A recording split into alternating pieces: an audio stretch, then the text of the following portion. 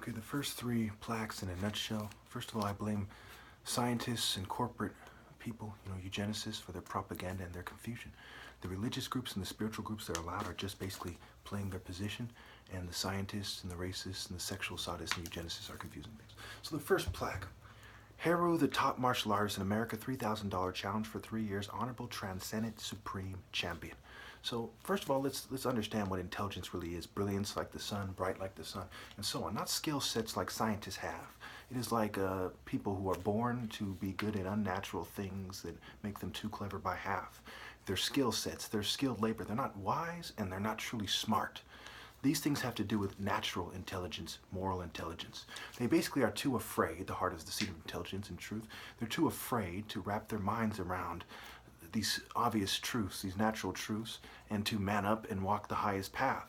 Okay, so they slip into a state of denial and focus on science instead and ignore these truths. Okay.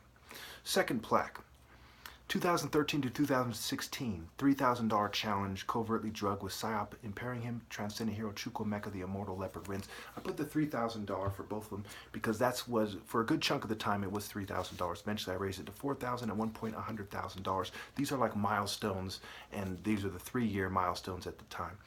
The next plaque says $4,000. The next plaque says $4,000 top martial artist challenge, champion.